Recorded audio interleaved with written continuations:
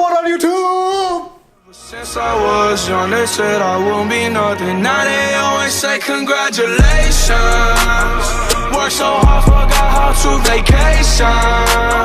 They ain't never had the dedication. People hate and say we changing, look, we made it. Yeah, we made it. Wait. Something's off. Something's off. That's better. Alright, YouTube.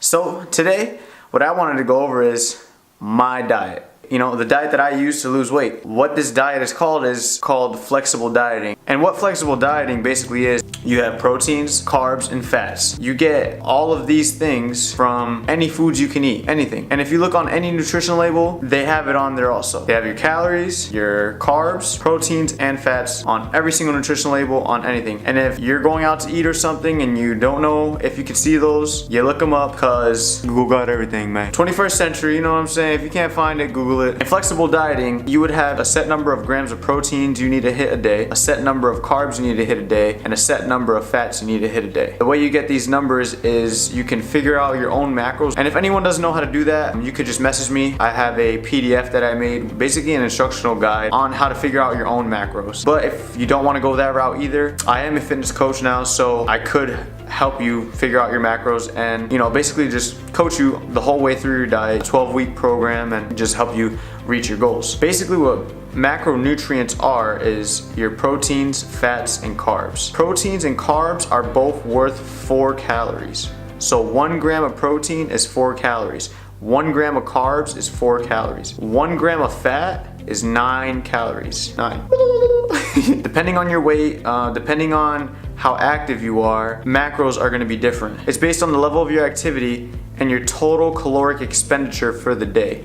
So basically what that is how many calories your body burns throughout the day. I know this sounds crazy, but just bear with me. To do flexible dieting, you need to find your macros. You can put them together, and once you do that, it's a done deal. So let's take an individual like me. I started off roughly around 180 pounds, let's say. Now you would take your weight, 180, you would times that by 14 to 16, depending on how active he is. If he's very active, then you would times that by 16. But if he's not, then you would times it by 14. And if he's in the middle, then you would just times it by 15. Now, by being not active or very active, let's just say, if you're a student and you're sitting around, you know, you go to the gym about 3 times a week, you would times it by 14. But if you take someone like me that works out 6 times a week, I would times my weight by 16. Let's just say this individual was very active. So we're going to take 180 times 16. His caloric intake for the day, so how many calories he should eat for the day, would be 2,880. So around 2,900 calories. And you would call that your maintenance level. Now, what is a maintenance level? A maintenance level is basically a number of calories you could eat and not gain or lose weight. Now let's say maybe he wasn't so active. You would take 180 and you would times that by 14 instead. Now you have around 2,500 calories. So now we have a range, 2,500 calories to 2,900 calories. Now starting, you would either pick, you know, if you're very, very active, you would just start off at 2,900 calories, see how you do. If you would start gauging your metabolism. If your metabolism is faster, then maybe you can take in a little more calories. And the key here is to diet on as many calories as possible so the weight stays off. So let's say this individual was, you know, trying to get lean or trying to just, you know, lose some body fat for the summertime. Now depending on where you are, you would take these set number of maintenance calories, and you could start off by simply just minusing 500 from those maintenance calories, but that would be honestly pretty aggressive. So at first you could just start off slowly by minusing 200 calories from your maintenance, minusing 300 calories from your maintenance, 400, and then 500, or however you want. Or if you want to start at 500, give it a shot, but you do not want to just jump right into it. That's the wrong thing people do. You can't rush these things, whether it's with cardio, lifting, the gym, the diet, in general, anything. You can't rush it. If you rush it, it will backfire, and you're not going to stick with it because it's just going to suck, and you don't want that to happen. You want to ease into it. You know, you want to learn it. You want to get a feel for it. You want to be comfortable. You want this to be a lifestyle. You don't want it to be a diet, you know? So this person's at 2,900 calories. Let's minus 500 calories from that. To start this person's, they would have to start their calories at 2,400 calories. Now, this individual I said weighs 180, right? right? To find your proteins, carbs, and fats, first what you would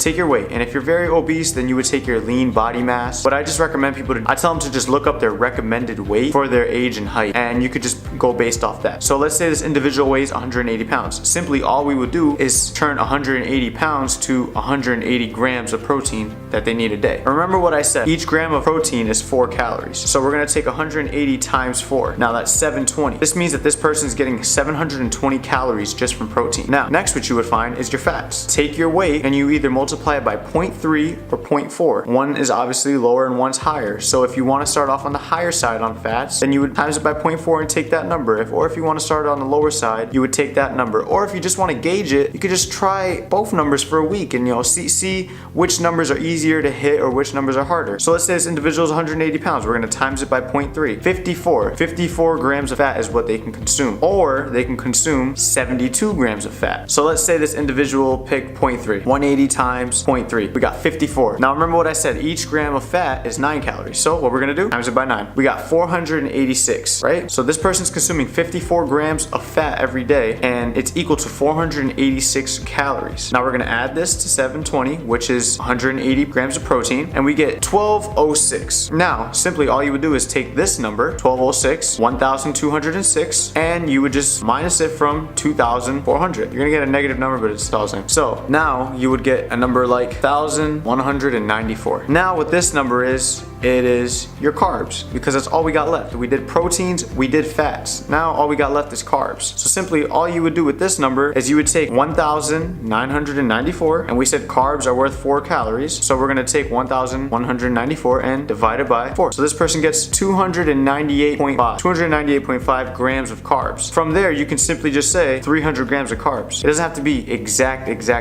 You know, it's flexible diet. It works for you. You do this so you can gauge your body. This is all for you, so you can understand your body, so you can know exactly what you're putting in your body and know exactly how your body reacts to it. So now we literally just figured out this person's macros. 180 grams of protein, 54 grams of fat, 300 carbs. Those are his starting macros, macronutrients. Those are his starting macros to his cut, or his or her cut, this individual's cut. This individual will follow these macros, and by the end of the week, they would see if these macros are working or not. And according to their weight, they would weigh themselves every day after they poop in the morning. You know, you don't want to weigh yourself at night. You don't want to weigh yourself during the day, because when you're doing that, you're basically just weighing your lunch and dinner. That's basically it. You don't want to do that. You want to weigh yourself on an empty stomach. You want your body weight. You want to weigh yourself when your body is completely empty, because that's your true weight. So in the morning, after you poop, you weigh yourself. Every single day for the week, you weigh yourself. You add all those weights up, you divide them by 7, and you get your average weigh-in for the week. The reason why you don't want to adjust your macros to everyday weigh-ins is because your weight can fluctuate with water, with sodium. Let's say one day you just wanted to go out to eat, with the family, had an event or something, so that's why you would do that. Now, if every week you're looking at your average weigh-ins and they're dropping consistently, then your macros are good. You can leave your macros alone. Now, let's say you hit a plateau, then you would take your macros and then you would adjust them.